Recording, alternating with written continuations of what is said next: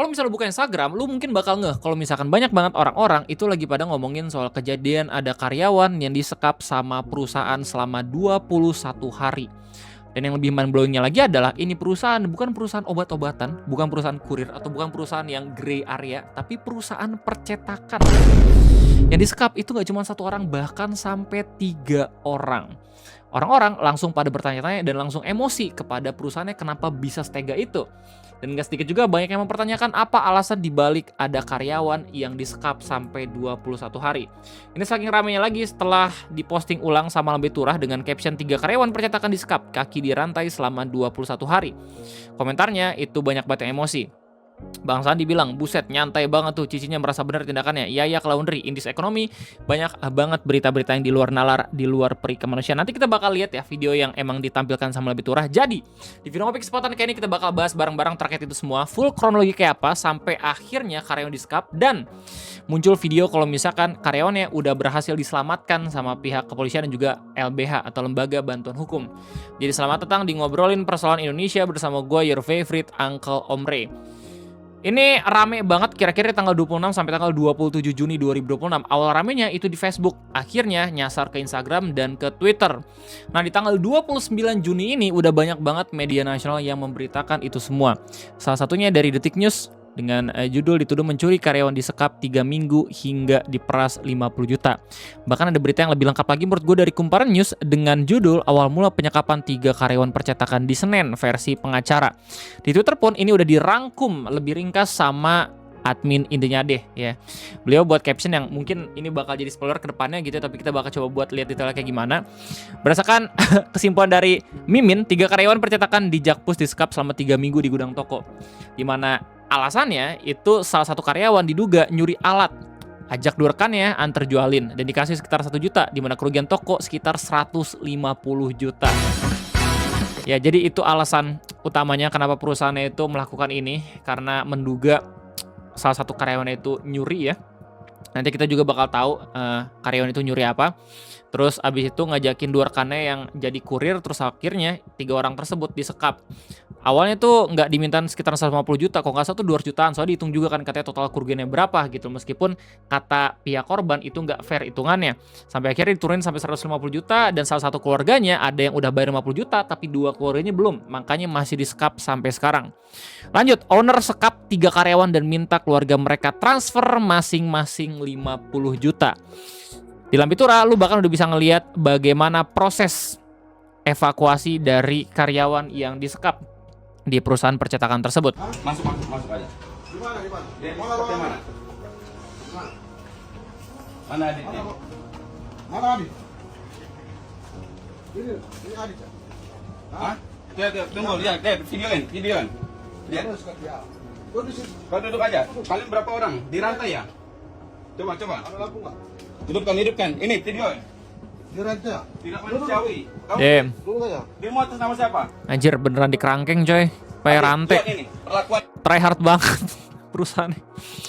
Biar nggak kabur. ya. Ini digembok. Kamu berapa orang? Yang di rantai. Selain dia siapa lagi? Ada lagi? Ikutin yang di atas. 1 orang ini tetap di ya. Ya, di video yang kedua lu mungkin tahu alasan kenapa karyawannya akhirnya dikerangkeng seperti ini. Ada sebulan. Hah? 3 mingguan. 3 minggu. Perlakuan seperti ini hanya kurang lebih 50 cm. Nah, dirantai terus pernah dipukulin ya. Dipukulin Alek ya. sama siapa? Alek Yang tadi sebagai apa? sudah mengaku. Mandor di sini, mandor produksi. Dipukulin karena Suruh mungkin pas sama saya. kamu emang ngelakuin apa sampai diginiin? Saya mencuri Kamu nyuri apa?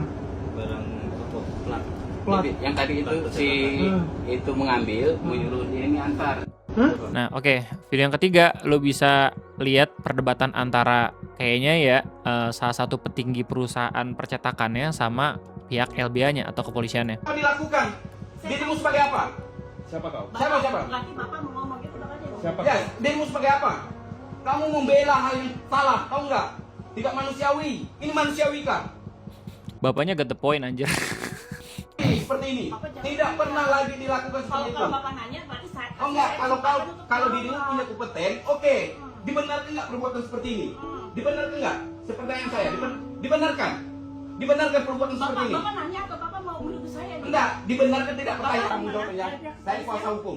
Kuasa hukum, Ya. Pak. Kita kuasa hukum semua. Ini. Oke, saya udah komunikasi sama Ya. polisi. Biar nanti mereka yang Iya, iya, kita. Tunggu aja. Kita sudah panggil kok, tenang aja. Kita udah panggil. Oke, jadi berarti pihaknya ini kuasa hukum gitu ya, dan mbak-mbaknya ini mungkin dari pihak perusahaan yang seenggaknya pengen clear banget di kepolisian kayak gimana gitu loh, lebih lengkapnya. Jadi kan orang-orang tuh udah pada emosi duluan ya ngelihat video-video sebelumnya gitu loh, nggak bisa dibenarkan juga. Nah anyway, berdasarkan berita dari Kumparan News, kita bisa tahu lebih lengkap lagi dari kronologi korban. Ya, jadi kuasa hukum 3 korban dugaan penyekapan di sebuah percetakan di kawasan Senen, Jakarta Pusat, Petrus, mengungkapkan kronologi awal mula ketiga kliennya disekap hingga akhirnya berhasil dievakuasi. Menurut Petrus, persoalan bermula ketika salah satu korban, Tegar Saputra, dituduh mencuri limbah atau barang bekas cetakan dari perusahaan. Ia menegaskan dugaan pencurian tersebut hanya melibatkan Tegar, sedangkan 2 korban lainnya, Aditya Saputra dan Muhammad Rafli Jailani, hanya berstatus kurir dan tidak mengetahui persoalan tersebut. Jadi sebenarnya yang dipermasalahkan sama pihak perusahaan tuh awalnya cuma 1 orang, tapi karena orang tersebut itu ngebawa 2 orang lain jadi kurir, akhirnya 2 orang tersebut juga jadi keseret gitu loh. Kalau ini kan masih dugaan tindak pidana pencurian. Kenapa dikatakan dugaan tindak pidana pencurian? Dan dugaan tindak pidana pencurian itu hanya dilakukan oleh Tegar. Kalau yang lain itu tidak mengetahui karena dia sebagai kurir mengantar saja. Atas perintah kan lain divisi, tidak tahu apa-apa, dan itu pernyataan dari Tegar sendiri. Ujar Petrus saat dihubungi Kumparan. Nah ini tanggal 28 Juni ya, benar-benar H+1 gue buat videonya. Petrus mengatakan menurut pengakuan Tegar, nilai barang yang diambil tidak sampai 5 juta. Barang yang dijual merupakan limbah cetakan yang selama ini menurut korban biasa menjadi hak pekerja di divisinya. Nilai kerugian kalaupun dikalkulasikan itu nggak sampai 5 juta, di bawah 5 juta, di bawah 5 juta, kata Petrus. Ya, ini kuasa hukumnya. Kalaupun barang-barang itu dijual misalnya limbah, itu limbah haknya divisi dia. Jadi dia itu ibaratnya ngambil punya hak kawannya sebetulnya. Kalaupun dijual, dia itu dapat mendapatkan hak itu juga. Namun kata dia, pihak perusahaan kemudian menghitung sendiri dugaan kerugian hingga mencapai 230 juta. Dan dihitungnya itu dari 2 tahun yang lalu, sejak 2024 ya, nota pesanannya sampai 2026. Jadi perusahaan udah mungkin ngincer juga gitu ya, kalau misalkan ini sih yang disekap nih udah beraksi dari 2024, gokil.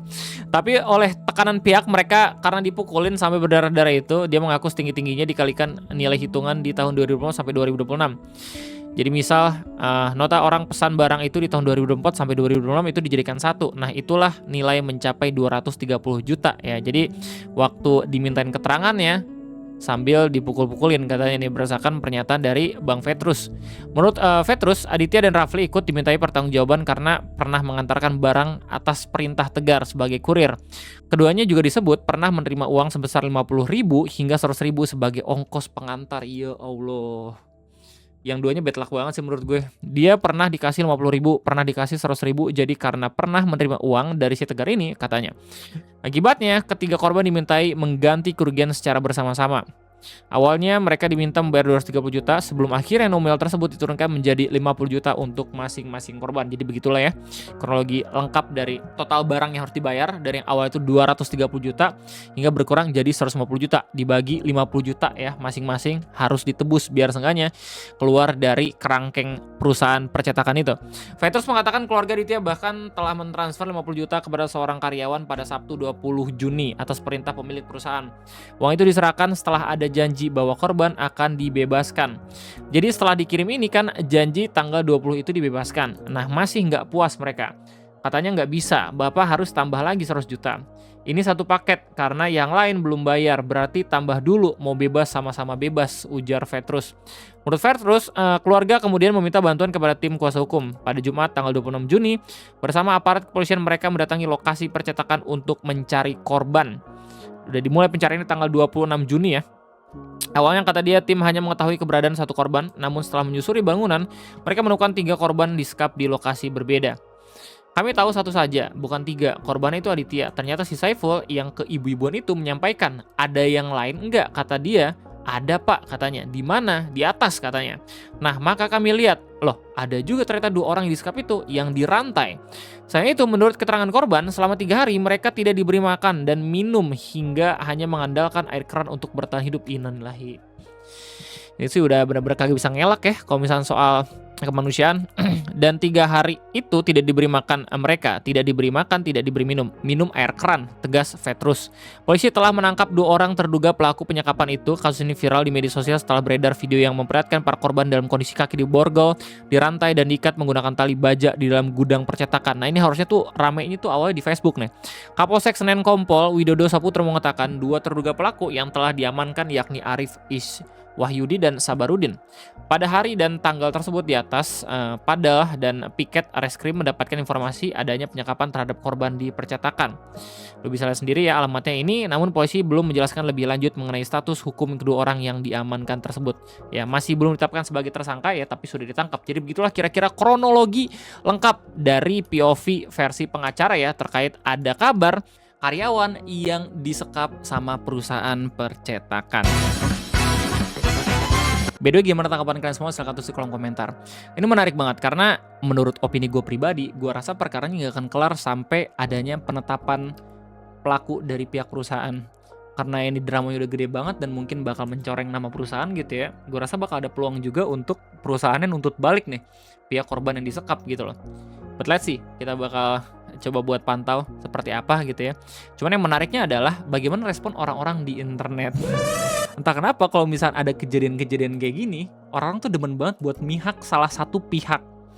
Awalnya kan rame gara-gara ada video karyawan disekap gitu. Orang langsung ngasih empati. Wah, ini langsung diusut nih, perusahaan ini parah banget. Masa iya ada karyawan yang disekap kayak gitu? Terus setelah tahu alasannya, oh karyawannya mencuri, jadi balik lagi tuh. Ngambil posisi dan mihak ke perusahaannya gitu loh. Kalau misalnya semua tanya ke gue ada di pihak yang mana, sebenarnya ngapain kita pihak memihak? Anjir, kalau misalnya kita tuh bisa belajar dari kesalahan kedua belah pihak ini gitu loh. Kan kita cuma pihak ketiga doang, iya gak sih? Dari sisi orang yang di kerangkeng kita bisa belajar gitu dari kesalahannya. Jangan sampai nanti kalau misalnya kita jadi karyawan gitu ya, kita ngambil keuntungan dari celah-celah yang ambigu. Takutnya nggak ada yang tahu kan kedepannya kayak gimana, apakah dipermasalahkan sama atasan lo tuh kagak gitu loh, sama pihak perusahaan sendiri juga gitu. Nih kita harus fair buat ngasih tau mereka kalau misalkan ya di negara ini ada hukum juga gitu loh, meskipun ya secara kalkulasi perhitungan bakal rugi kalau misalkan diserahkan ke pihak yang berwajib, tapi ya mau gimana. Kalau memang sudah saatnya seperti itu, akhirnya kan yang buntung pihak perusahaannya juga, ya nggak sih kalau misalnya kayak gini. Anyway, kayaknya itu aja mungkin bisa gue sampaikan terkait adanya kejadiannya. Gimana tanggapannya? Silahkan tulis di kolom komentar. Sekali lagi, thank you banget udah nontonin. Sampai jumpa lagi nanti di next video ngopi gue undur diri. Bye-bye.